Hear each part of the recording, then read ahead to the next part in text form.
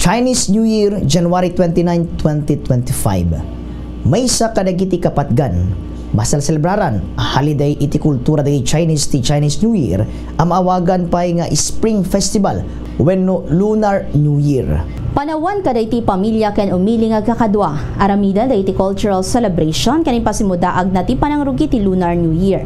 Anya kada iti 2025 Chinese New Year. Ti Chinese New Year ket naibasar ti lunar calendar, mapasamak ti na duma-duma petsa iti tinawan.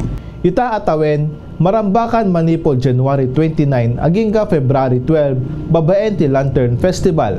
Ti Chinese Zodiac ti tawen 2025 ket Year of the Snake. Panawen tapno rambakan dagiti tradisyon, dagiti inchik. Manganda kadagiti na duma-duma ataraon ket ikararagda iti nabuslon ken naragsak a baro atawen. Titikoy ket sikat talapigket. Anya ti pakasaritaan ti Chinese New Year. Ti selebrasyon ti Chinese New Year ket nabayagan anasel celebraran nasuruken a 3,000 atawan. Wagas tapnon rambakan da ti ay ti spring ken panaglepas ti winter. Nagtawd ti dayto a selebrasyon manipod Chinese mythology ket naadaptar ken inbiag dagiti inchik ti panawan. Dagiti na duma-duma nga wagas ng agramrambak ng Chinese New Year. Isupayan ti family reunion. Ti Chinese New Year ket agundaway dagiti pamilya nga agbabanding. Thanksgiving nga dagiti inchik nga agnana identity western countries. Agramrambak da kadwa dagiti identity biag ket agsasango da amang rabii. May katlo, mangtedda kadagiti nalabaga a sobre wenno ang pau kas simbolo iti panaggayem ken bendisyon ken syempre kargaan da iti kwarta. May kapat, ag-enjoy da babaen iti panagpabuya kadagiti lion ken dragon dances. Magipaset da kadagiti parada wenno pasamak iti komunidad da amang ipakita iti energetic lion ken dragon dances. Dagitoy asala ti patsenda ang mga buk kadagiti dakes nga espiritu ken mangpastrik iti swerte. Kas panagkikisa dagiti Pilipino, iti daytoy a selebrasyon maidekdeklarar iti daytong aldaw kas special non-working holiday ti pagilian tapno makapagrambak ti selebrasyon iti Chinese New Year. So sa mga Filipino-Chinese na katulad ko, binabati ko kayo Gong Si Fa Chai o Kyong Hi Wat Sai sa inyong lahat dyan. So first and foremost, ano ba yung mga tradisyon o yung mga ginagawa natin during Chinese New Year? So syempre, number one dyan, hindi nawawala yung ano natin. Kilalang kilala ng lahat to, yung pagkain natin ng tikoy o yung glutinous rice na tinatawag natin. Kasi yung tikoy kasi, ang sabi ng matatanda, it symbolize unity and harmony. So pag kumain daw kayo nun, in the Chinese New Year Eve and within the durations of your the Chinese New Year, didikit daw. So magkakadikit-dikit daw kayong family. So magkakaroon ng strong relationship within the family.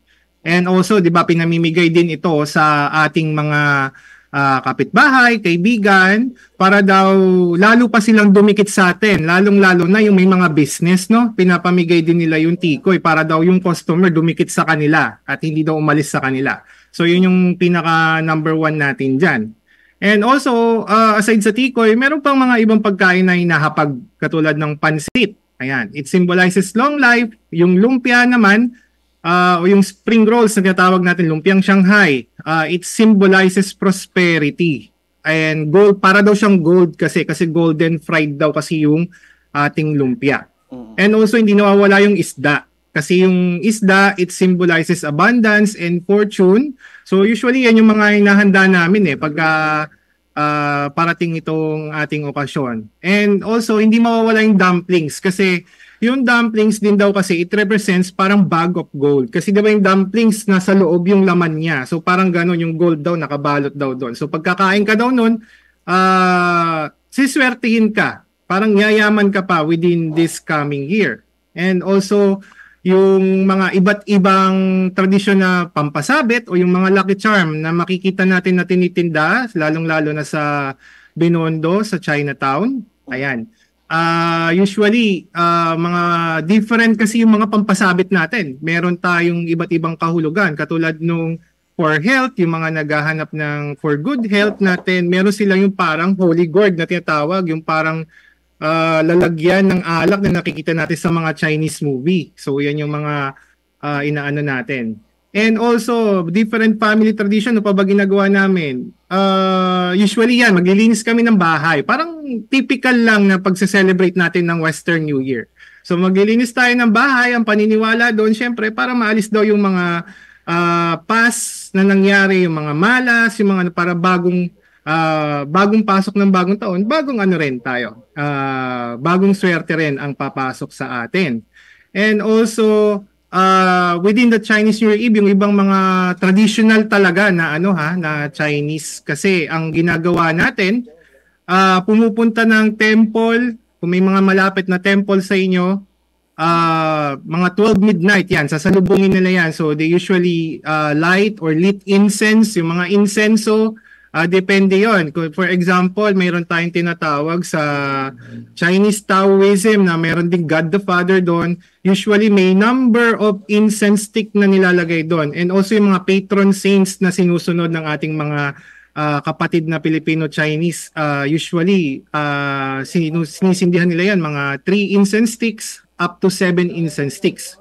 Pagka business naman daw, usually ang nilalagay nila talaga 5 incense sticks para sa business natin. Siyempre, hindi mawawala yung yung angpao. So, yung angpao, na kilalang-kilala natin, usually, pag sinabing angpao, pag ang sa Chinese kasi red yun eh. Yung pao is envelope. So, red envelope siya literally.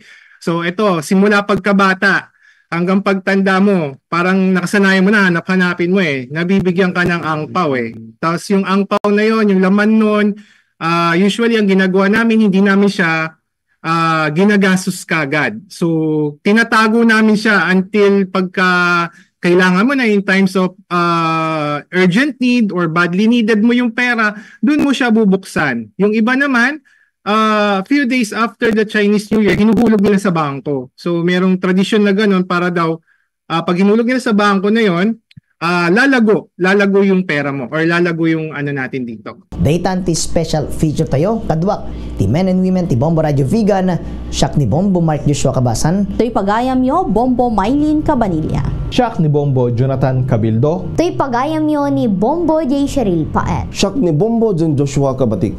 Para sa number 1 and most trusted radio network in the country, Bombo Radio Philippines, Basta Radio, Bombo